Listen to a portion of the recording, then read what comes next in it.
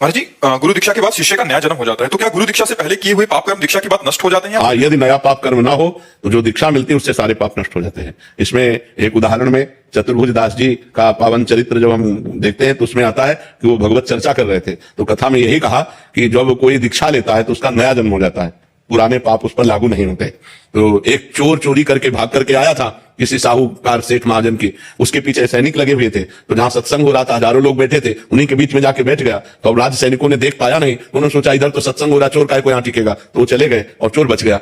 सत्संग में यही चर्चा चल रही थी कि दीक्षा लेने से नया जन्म हो जाता है, पूर्व पाप नष्ट हो जाते हैं।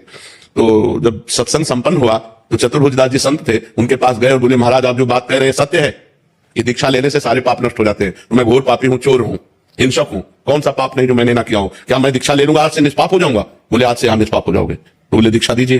तो चतुर्भुज दास जी ने कि ये सही अधिकारी है, अभी इसका मूड बन गया है, नहीं तो हो सकता है कि कभी जिंदगी में इसका क्योंकि हिंसक स्वभाव का है, तो उन्होंने तुरंत उसको दीक्षा दी, मूड मुड़वाया, कंठी पहनाई, तिलक लगाया, द्वादश तिलक। अब दूसरे दिन वो निर्भय होकर घूम रहा था, सो साहूकार अपने सैनिकों के साथ तो सेठ खोज रहा था, अरे बोले यही है, उसको बंदी बना लिया गया, राज दरबार में ले गए। राजा ने कहा तुमने चोरी की है? उसने कहा इस जन्म में नहीं। बोले महाराज जन्म की बात नहीं है, कल की बात है, कल इसने चोरी की है। उसने कहा मैं कसम खा सकता हूं कि इस जन्म में चोरी नहीं की। साहूकार ने कहा मैं कसम खा के कहता हूं कि इसने कल चोरी की है।